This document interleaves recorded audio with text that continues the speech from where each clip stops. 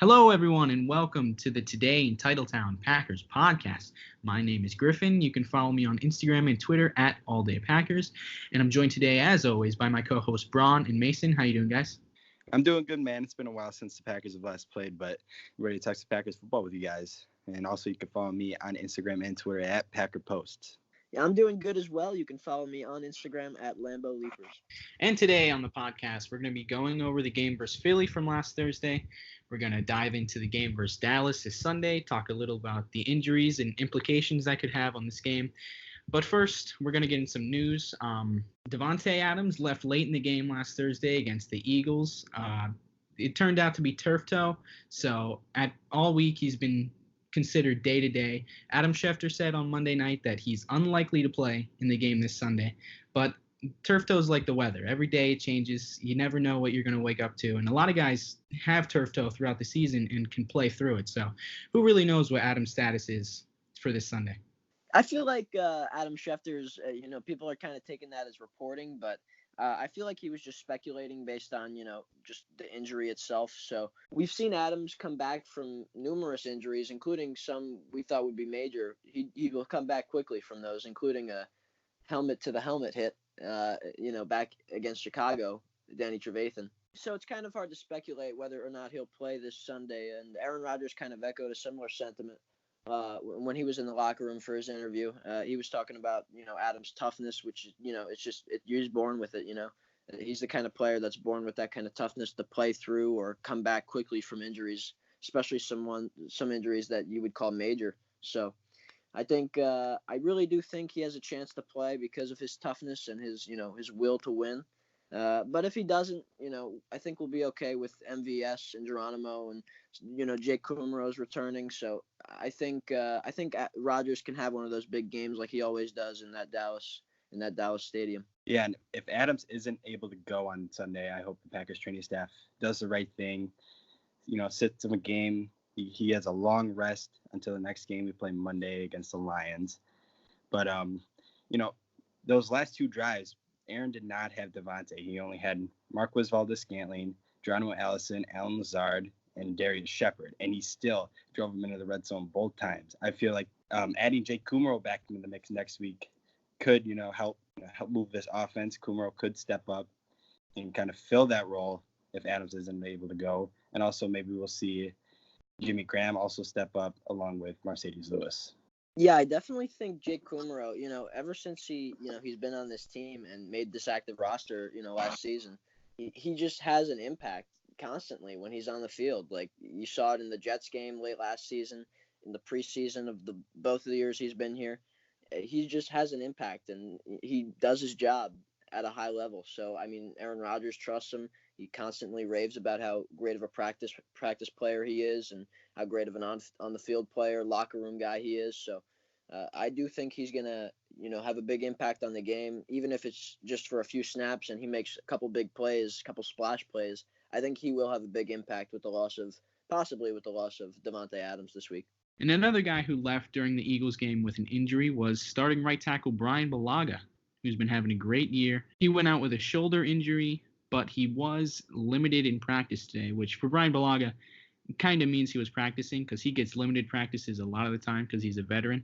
So if he was seriously hurt, I don't think he would have practiced at all. So I like his chances to play this Sunday, and we would definitely need him going up against DeMarcus Lawrence. We don't want Alex Light in that spot, who struggled last week. Yeah, Alex Light did struggle, and there's talks of possibly if Brian Bulaga can't go, there's talks of maybe pushing Turner out to the right and having Lucas Patrick come in and play guard or Cole Madison come in and play guard. So that could be interesting because Billy Turner got that contract kind of as the heir apparent to Brian Bulaga when his contract does run out. If we didn't re-sign him.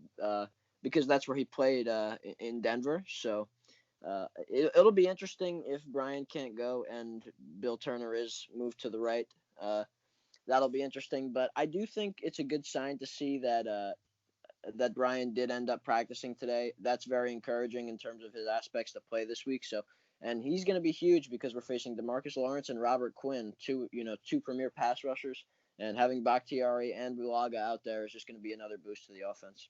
And speaking of offensive tackles, both Tyrone Smith and Lyle Collins did not practice today for the Cowboys. Tyrone Smith is all but confirmed going to be out this Sunday against the Packers, which he's one of the best left tackles in the league, no doubt. So they're definitely going to feel the repercussions with Cam Fleming stepping in for him on the left tackle spot, especially going up against Za'Darius and or Preston Smith, who are both in the top 10 of pressure rate through the first 4 weeks of the season.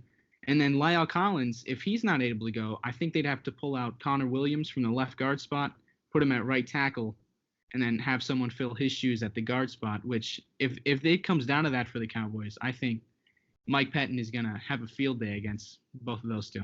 The Cowboys will definitely struggle on third down when we send those huge blitz packages if both those tackles can't go. And even if it's just Tyrone Smith who's out, it's going to be difficult for the Cowboys' offensive line against our pass rush with Kenny Clark, Za'Darius Smith, Preston Smith. So I think we might have the advantage in that spot, and that's going to be a big key to winning this football game. Yeah, and on the defensive side of the ball, it looks like the Packers are getting some help back. Oren Burks and Montravius Adams, both limited participation in practice. Both didn't play last week. Oren Burks hasn't played all season. The Packers could definitely use some help stopping the run, and it really showed. Last Thursday, the Eagles ran all over the Packers. And speaking of the game versus Philly, that's what we're going to talk about next. The Packers dropped their first game of the season to the Philadelphia Eagles last Thursday.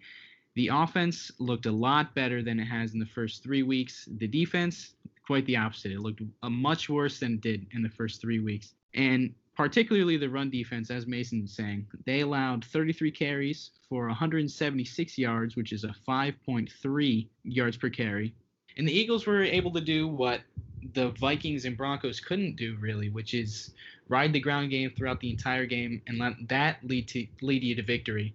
But what the Eagles were able to do is they'd get into these third and shorts, third mediums, and Carson Wentz is a good enough talent to diagnose Mike Pettin's coverages, to know what he's doing on the field, know what he's seeing, and actually make plays through the air, which is something Kirk Cousins and Joe Flacco weren't able to do, especially in those games when we jumped out to these big leads. And we kind of forced them to have to rely on their quarterbacks. We didn't quite get that against Philly. We jumped out to 10-0, but we weren't able to really build on that lead. We let Philly get back into the game, mainly because we just could not stop Jordan Howard or Miles Sanders. They just ran all over us. And the run defense faces a tough challenge this week in, all-pro running back Ezekiel Elliott. He's definitely the toughest challenge the Packers have faced so far this season. And we're going to need all the help we can get, especially with Oren Burks and Montravius Adams returning. Hopefully that's enough to at least contain Ezekiel Elliott. There's no chance we can stop him. He's just too prolific of a running back. So if we can just contain him, and like Griffin said, get out to a big lead where they can't just run the ball on us. They're going to have to start throwing. If we're able to do that, that's the only way we're going to be able to contain them. And that's how we're going to have to win this football game. Yeah, and taking a look at the Packers offense, Aaron Rodgers looked very good on Thursday. He went 34 for 53, 422 yards, 2 touchdowns, and obviously that one unfortunate interception. And he also led the Packers in rushing, 5 carries, 46 yards. He looked very mobile. He was throwing darts all day. His deep ball was pretty. He was pretty much, him and Devontae were the only bright spots in the Packers offense. Yeah, and Aaron Rodgers, man, he had definitely his best game of the season. The stats say that. Just the way he was throwing the football, he was just lighting it up. I mean, on that 2-minute drive with Geronimo Allison, those 2 passes to Geronimo, 2 of his best throws this season, 2 of his best throws in the last maybe 3 years. They were absolutely fired in there. Geronimo made 2 great catches. It looked like that one to Geronimo, the touchdown, that looked like it was going to actually be to Jimmy Graham and Geronimo, and they were both kind of just close to each other, so I think Geronimo was able to get it. Looked like it was actually thrown to Jimmy, but both balls on that 2-minute drive, just crucial for the game, and those were his 2 best throws of the night, in my opinion, and he looked like Aaron Rodgers of old. His pocket presence was as good as it's ever been. His throwing ability is completely there. It's as good as it's been. And if he can play like that for the rest of the season, that's how the offense is going to progress. It's gotten better each and every week. It's gotten better. And I think if he continues to play better and play like this, I think the offense, the sky's the limit. Yeah, the passing offense did look a lot better from the previous 3 weeks. It looked like They were all kind of in rhythm with each other. They had the chemistry together. Rodgers and Geronimo. MVS had a couple nice catches. Adams obviously went off, and you could say it was because of an inferior opponent, a banged up Philly defense with Sidney Jones exiting the game, Ronald Darby not even playing. But I think even against those bad defenses, I feel like it's good for an offense's chemistry, especially a new one when they've gone up against three amazing defenses to open the season. I feel like you need a cupcake defense just to kind of, get everyone used to each other, get everyone feeling comfortable in the offense, know what they're doing. So I am pretty optimistic for what the passing offense can turn into later down the stretch. But what didn't look better on Thursday was the run game. It looked the worst it's been all season. It hasn't been great all season, but Jamal Williams exited the game on the first offensive play from scrimmage. He took that nasty cheap shot from Derek Barnett, left with a concussion, and I feel like that kind of derailed the Packers' rushing attack for the entire game, because to open on the play that Williams got hurt, it was Williams and Jones in the backfield at the same time, which is what we saw a little bit of versus Denver. And I had speculated that maybe they were going to come back to that because they had success with the both of them in the game at the same time. So I was thinking maybe that's a wrinkle we could see a lot more of. So with Williams going out, we had to rely on Aaron Jones all game, and he was getting absolutely nothing. He finished the game with 13 carries, 21 yards, with just a 1.6 yards per carry average, which is not all on him. The run blocking certainly has to improve if we want to have more success with Aaron Jones, who hasn't really had his breakout game of the season yet, but the schedule certainly hasn't been giving him or the offensive line any favors. We've opened the season with playing 3 of the top 5 teams in rush defenses, according to DVOA, which is Philadelphia, Minnesota, and Chicago. We're getting kind of a break here against Dallas, but so as we start to play lesser opponents in terms of rush defense, I'm pretty optimistic that the numbers will improve and we'll be able to run the ball more successfully. Yeah, quick question for you guys. What did you guys think about the 4 straight passes on the 1-yard line, not a single Aaron Jones run attempt? Well, on that stretch of 4 runs, in the red zone, there were some RPOs that Matt LaFleur dialed up, and it looked like if Jones would have received the ball in those spots, he might have had a chance to at least come close to the goal line. But even though he might have scored, I really don't mind throwing the ball 4 times there because, Aaron Rodgers is our best weapon. I felt like as each play went on, the defense just expected a run, like more and more. So I feel like we definitely had the element of surprise, at least in that aspect. I feel like the fact that we kept throwing it kind of put them off guard a little bit. And we had chances to score. I mean, Jimmy Graham, he had 2 balls that kind of just barely fell out of his hands. So, and that would have given Rodgers another touchdown. So the opportunities were there to get the touchdowns, and we just couldn't execute. I just, it's kind of like like something we can learn from at this point. Like now we know, okay, maybe we try to mix in something, different and move forward and hopefully improve on that. I'm always hesitant to be a critic of play calls because it is mostly just hindsight is 2020, In the moment, what sounds great isn't always what is going to end up great. So I didn't really mind the 4 straight pass calls on the 1-yard line. I mean, Rodgers had been tearing up the Philly defense all night. They'd been shutting down any attempt at a run game all night. So I don't really hate the fact that we called 4 straight. And as you said, one of them was an RPO where Rodgers made the right read, but Derek Barnett just kind of made a great play, so did the safety. So maybe if he had handed that off to Aaron Jones, it looked like it would have been a touchdown. So I can't really pin that on the play calling. But I do think it would have been smart to maybe just try one like fullback dive or halfback dive or something like that. But what I was really hoping for on the fourth down, I was thinking, Sean McVay would have something right here. Bill Belichick or Josh McDaniels would have something right here. Kyle Shanahan would have something right here. We didn't really have anything on that play. It kind of looked like a classic Rodgers backyard football play where everyone's kind of doing their own little isolation routes and see who gets open. It looked like something we'd seen in years past under McCarthy. I was really hoping LaFleur would have something nice for that situation, but it is only his 4th game as a head coach, so I think maybe these are good learning experiences, I guess. Yeah, I agree with you guys on all of that. I feel like on first down, throwing it would definitely throw the defense off. Obviously, it didn't. And once it's second down, maybe give it to Aaron Jones or Dan Vitale.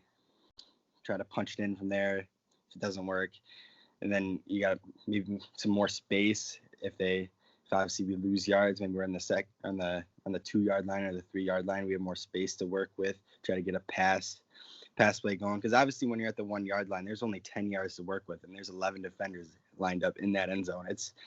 It's very hard to run a pass play at the 1-yard line, especially at the NFL level. But, we had 4 attempts. I honestly thought that third and fourth down, especially the fourth down to Jimmy Graham, should have worked. Aaron had just a beautiful pass. I just wish Jimmy got both hands on it. I felt like that was a touchdown ball right there. But, obviously, like you said, hindsight's 2020. And it didn't work. And, we left them with the ball at the 1-yard line. That was the other thing. If obviously kicking the field goal, you only get 3 points. We're down 4. But we left the Eagles offense at the 1-yard line. Maybe that kind of gave our defense a chance to maybe get a safety, but they ran it with Jordan Howard up the middle, got a 3-yard gain, and they ended up punting on that drive, and the Packers got the ball back. And that's all you can ask for. I mean, defense did their job, and Aaron Rodgers did lead another drive into the red zone, and we had another opportunity. It just didn't work out for us. And with that, we're going to turn to the Packers' next challenge. We're looking to go 1-0 this week against the Dallas Cowboys. Like Matt LaFleur always says, every week we're just trying to go 1-0. And it's going to be against a prolific offense and a really solid defense, too. Cowboys might be missing some players, but their core is still there. So what are you guys looking for in this matchup? I'm really just hoping we can slow down their run game like the Saints were able to on Sunday. Ezekiel Elliott has had some really dominant games versus us, and he's been having a pretty solid year overall if you take out last week against the Saints. And behind him, Tony Pollard too has been having a great season so far. Against the Dolphins, which I know isn't a tough test, but against the Dolphins, both of them had over 100 yards. And against our rush defense, which we've gone over, is just not the strength of our defense, that's for sure. So I'm hoping if we're able to just slow down the run game, get Dak Prescott to kind of have to move the chains by himself. That's really the one thing I'm hoping for this Sunday. Yeah, and that's really going to have to come by the Packers scoring points early and often. And if we can do that, we can eliminate the run game, make Dak Prescott make big throws. And if we can do that, we can definitely, I think, go pass for pass with the Cowboys when we have Aaron Rodgers and they have Dak Prescott. So hopefully we can take away the strength of their offense. Yeah, this Dak Prescott-led Dallas offense has been firing on all cylinders so far. They're 5th in passing yards per game, 5th in rushing yards per game, and 3rd in total offense in the whole NFL. Dak Prescott is really trying to earn this contract, and he's been playing like he does earn it. 86.6 QBR, 1st in the NFL. His 9 touchdowns are tied for 2nd in the NFL. His yards per attempt, 2nd in the NFL. His completion percentage, 2nd in the NFL, and his passer rating, 4th in the NFL. But if you look at who the Dallas Cowboys have played so far, they played the Giants, the Redskins, and the Miami Dolphins. Dak balled out in all 3 of those games, but last week against the Saints, he kind of had a dud. 0 touchdowns, 1 interception, only 223 yards with a 66% completion percentage. And that was Dak's first big test of the year. Finally, a good team. He didn't really perform. And now next week against the 3rd best passing defense in the league, he has another test against the Green Bay Packers. Yeah, their offense on paper has really, really good players at pretty much every position. They got one of the best O-lines in the NFL, even though they're going to go into the game banged up at the tackle spots. Dak Prescott has been having a really, really great start to the season. And then you look at the receivers, you got Amari Cooper, who I think Jair will have no issue with. And that's not anything against Cooper. I just think if you look at guys that will give Jair trouble, it's usually the more like physical,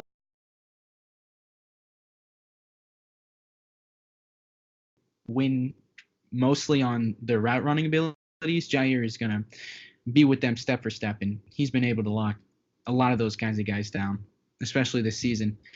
And then on the other side, you got Michael Gallup, who's going to be playing this Sunday. He's missed the last 2 games. Against our cornerback depth, Kevin King left the Eagles game with a groin injury.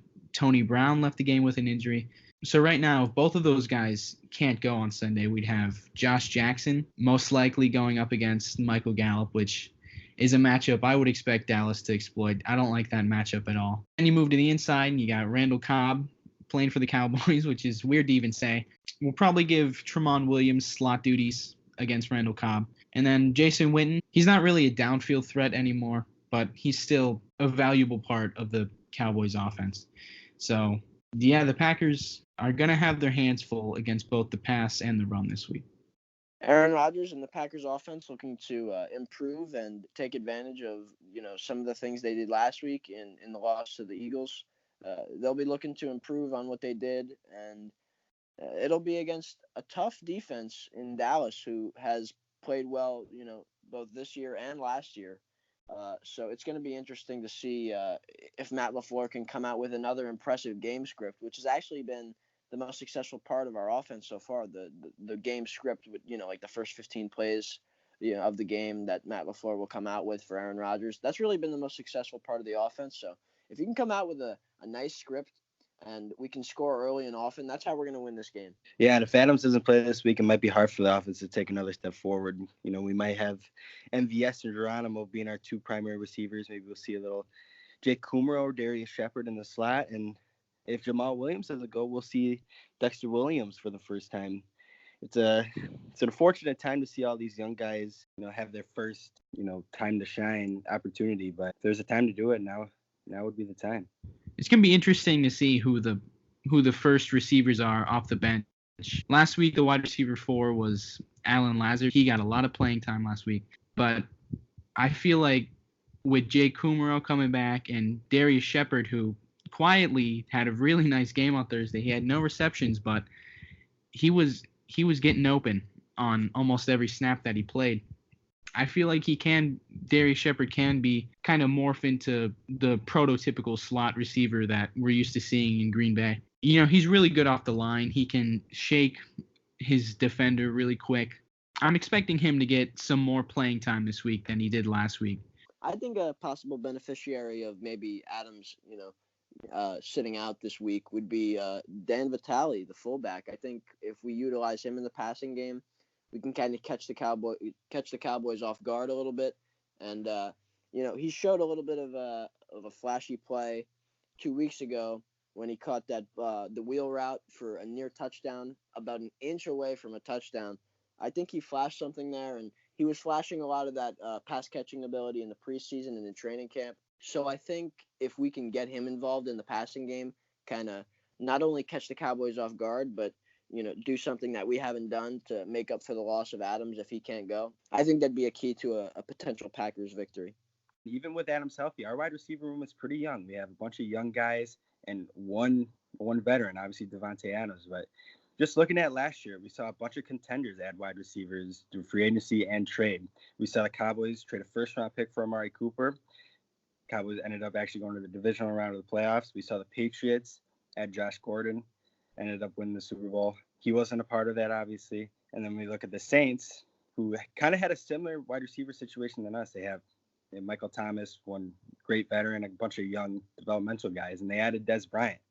Obviously, he tore his Achilles and it didn't work out, but that's what contenders are doing nowadays, adding wide receiver through trades, free agency, and the Packers could be one team that could potentially trade for a wide receiver. Honestly, I'm all in for an AJ Green or Emmanuel Sanders trade. Yeah, and it's not like those teams need receivers. I mean, you could consider the Cowboys might have needed one, but the Saints had Michael Thomas, and the Patriots had Julian Edelman and Gronkowski.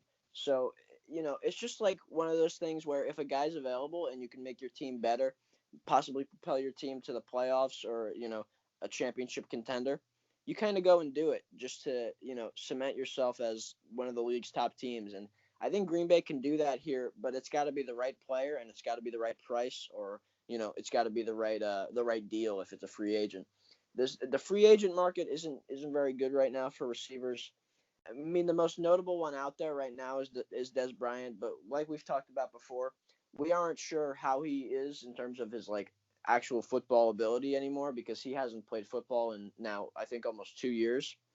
and he's getting older. So, and he hasn't actually he didn't end up playing well in the last time he was with the Dallas Cowboys. He was kind of falling off the map a little bit. So he'd kind of be like a risky signing, and he'd want a good amount of money, I feel like. So I think the one that makes the most sense, and he's actually surfacing in trade rumors in the last few days, is Emmanuel Sanders of the Broncos. It sounds like they're listening to offers for him.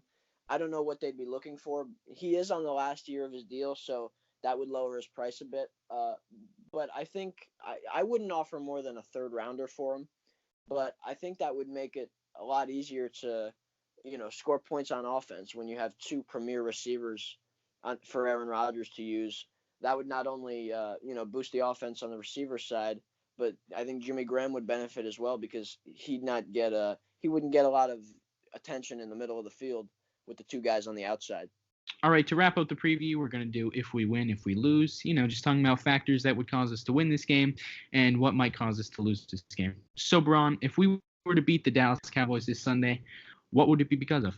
I think if we win this game, it'll be because we hold Ezekiel Elliott to less than 100 yards. And, that's a lot of rushing yards, but I feel like if we hold him to, just under that, even if he still has a great game and, scores a couple touchdowns, if we get him to less than 100 yards, I think it'll mean we control the clock, we control, time of possession, we control the score early on. I think that means we'll have to make them throw it more than run it, and I think it'll mean we have the lead and we'll win. Yeah, for me, I'm looking at the Dallas Cowboys offensive tackles. If Lyle Collins and Tyrone Smith aren't able to go, I really hope Preston Smith and Zadarius Smith can really get at the quarterback, sack Dak Prescott. He's only been sacked 3 times this year. I really think if we put pressure on Dak Prescott, we can expose a part of his game that he hasn't really been able to, prove to us this year. He really hasn't been under pressure at all. If we're able to get that pressure on him, maybe he makes some erratic throws and we come up with some key turnovers.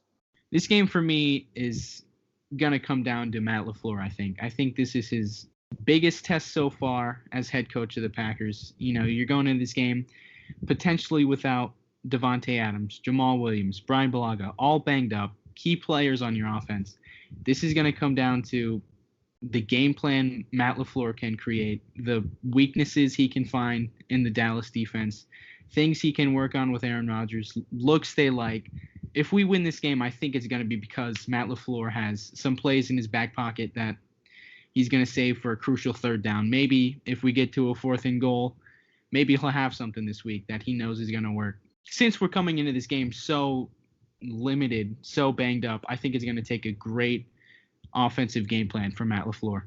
And speaking of the game plan Matt LaFleur has to create, I think Jimmy Graham, they're going to try to get him the ball again this week, but lining him up inside is going to be difficult because they've got 3 excellent middle linebackers. They've got 2 young guys, Jalen Smith and Leighton Vander Esch, who have been really good for them on defense, and they've got the seasoned veteran, a monster, Sean Lee, in there. So I think anytime, they're going to kick Jimmy Graham inside and, have him, run a route, I think it's going to be difficult for him to, get any action in the middle of the field. So that might be part of the game plan.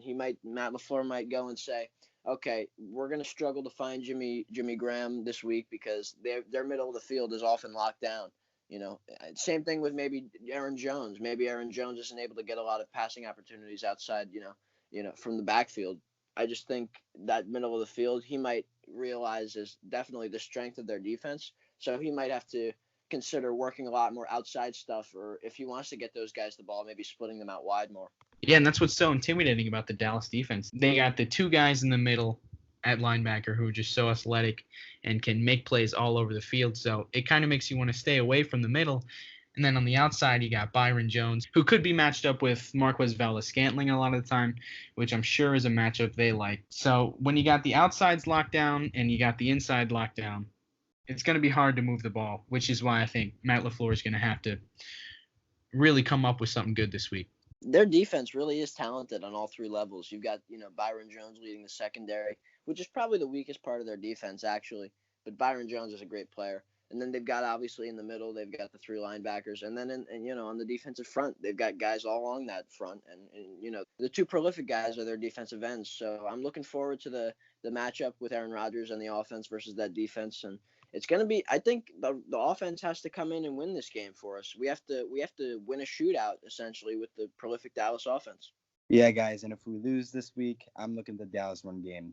These last 2 weeks these last 3 weeks against the Vikings, Broncos, and Eagles, the running backs have just been kind of tearing us up. Phillip Lindsay, I feel like every first down he was getting 5 or 6 yards. Same with Jordan Howard.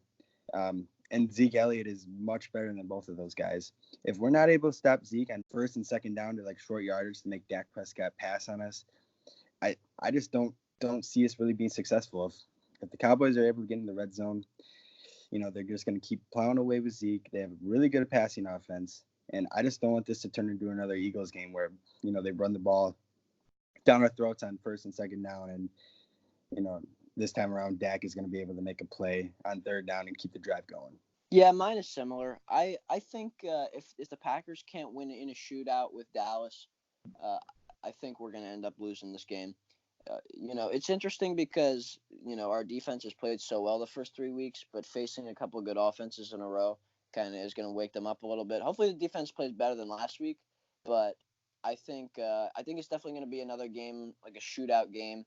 And if we can't keep up with the Cowboys offense, and in fact, even we have to score early on, otherwise they might just run all over us and we're not going to be able to win back the time of possession and points. But I think we definitely have to keep up with them and even get out ahead early on if we want to win the game. Yeah, I agree with what both of you guys said. I think if we're going to lose this game, it would probably be because Dallas just destroys us in terms of time of possession. If we're not able to minimize the 3 and outs, if we get behind the sticks on first down, I think it's going to be a long day for the offense. And then on defense, if we allow Zeke to take over the game, if we allow him to milk the clock all game, which he has done this in the past, and then that opens up the play action game for Dak Prescott, which he's very good at in the play action game. If they're able to hold on to the ball for long stretches of time and our offense can't really match it, then I could definitely see this being an L for the Packers. Yeah, we've had a lot of success over the years at AT&T Stadium, including our Super Bowl victory in 2010. So we've beat the Cowboys in a lot of good victories in their house.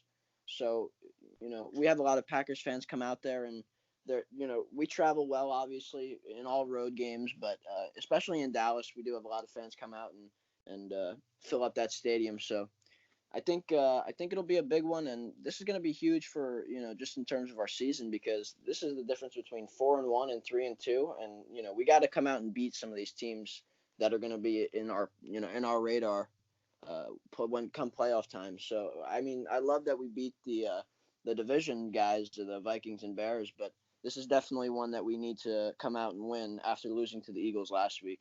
Yeah, and some of our favorite memories as Packer fans have come in AT&T Stadium. The 2017 minute 13 drive Aaron led that capped off with a Devontae touchdown, and obviously the 2016 Jared Cook catch and Mason Crosby field goal all bring back positive memories. Playing the Cowboys is always fun, and even going back to 2014 at Lambeau, the Dez catch no catch situation. Yeah, and this is one of my favorite rivalries outside of the NFC North, either the Cowboys or the Seahawks. But this is going to be a good game coming up. I'm excited. Yeah, especially with such a tough stretch coming up on the schedule, it's going to be important to win as many of these games against tough opponents as possible. All right, we're going to do a little segment we like to call Quick Hitters. It's quick questions with quick answers. Over or under 3 touchdowns for Aaron Rodgers this week? What do you think, guys? Give me the under. I just think with the lack of offensive weapons we're likely to have this week, I think it's going to be a pretty low-scoring game. And I'm not expecting Rodgers to have the crazy stay statistically. I would go with 3 touchdowns on the dot. I feel like this is Aaron Rodgers' territory. He really excels at AT&T Field. He really excels against the Cowboys. I think 3 touchdowns is a good benchmark, and it'd be really impressive if Devontae Adams is out and he gets his first 3 touchdown game of the year. Yeah, I agree with Mason. I would say probably 3 on the dot this week, which will be actually the most for him this season in a game. So if he can hit that, that'll give us 21 points there alone, and hopefully that's just a part of the big offensive day we need to have against Dallas. My quick hitter for you guys: which positional player will finish the day with the most yards? I'd have to go with Geronimo Allison.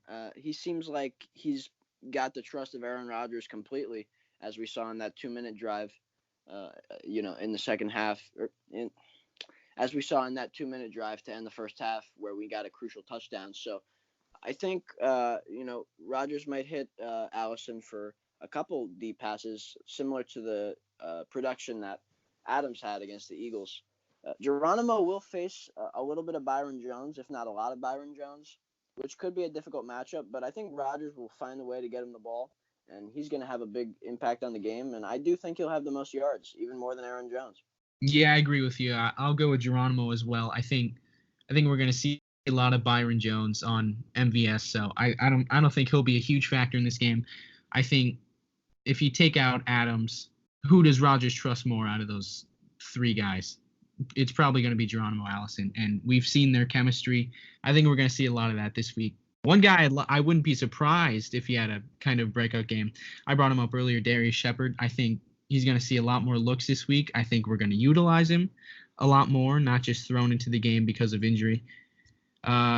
He's kind of my sleeper pick for this one, I guess. Yeah, my guy for this question is definitely Aaron Jones. I really think this week has Aaron Jones written all over him. Without Devontae, Aaron's going to have to spread out the ball a lot. He really, when Devontae is out there, Devontae is the main target. Gets a lot of targets from Aaron, and I really think we're going to try to establish a run game with Aaron Jones this week. And even in the passing game, Aaron Jones is probably going to accumulate at least like 30, 40 yards. I mean, I wish, but yeah, just with Aaron probably spreading the ball out to MVS, Geronimo, Jimmy Graham, maybe a little Mercedes Lewis, and obviously the guys you said, Darius Shepard. I just think Aaron Jones finished this week with the most scrimmage yards. Yeah, he might be the most consistent like ball carrier, or like he might get the ball the most out of anybody, and that might accumulate the most yards for sure. All right, my quick hitter is: do you think we hold the Dallas Cowboys offense over or under 24 points? That's an interesting one, because if we play like we did last week against another prolific offense, the Eagles, it might be a lot over even, and we still might win the game even if it is a lot over. But yeah, I do think this one is going to be a shootout, so I'd have to say over 24 points we allow. But I don't think fans should start to worry too much about the defense, because if our offense is playing a lot better and we're getting into shootouts, it's just the flow of the game that makes teams score a lot of points, and that's just how it goes. I mean, the Rams have a really solid defense, actually, and they allowed 55 points last week just because that game was just clearly offense, beating the defense consistently on both sides of on both teams. Nope, don't like that. It was just clearly offense beating defense for both teams. So I do think the Packers have a legitimate defense, and regardless of what the statistics say, they've got a lot of better players this year than they did last year and in years past. So when it comes down to winning football games, we do have the balance that a lot of other teams don't.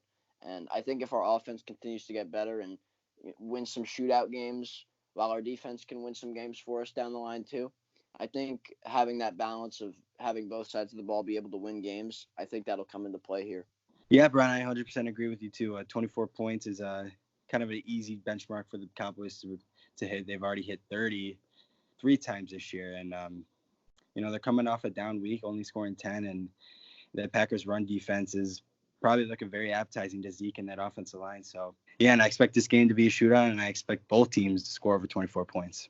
I kind of disagree with you guys there. I think it's going to be – I'm going to take the under 24 points for the Cowboys, and that's not to say that we're going to shut them down, because I expect them to move the ball pretty well against us, but I think their attack is definitely going to be run heavy. I think it's going to be a lot of like 5-yard gain, 4-yard gain, and then like a play action boot for a first down. I think it's going to be a lot of that, and that eats up the clock pretty quickly. So yeah, I don't think we're going to shut them down completely, but I just think it's going to be a game all about ball control. So you don't think either offense, whether it's the Cowboys or the Packers, you don't think either offense gets going early and kind of forces the other to have to pass the ball downfield and move the ball quickly? No, not really. I don't think it's gonna be as offensive heavy as you and Mason do.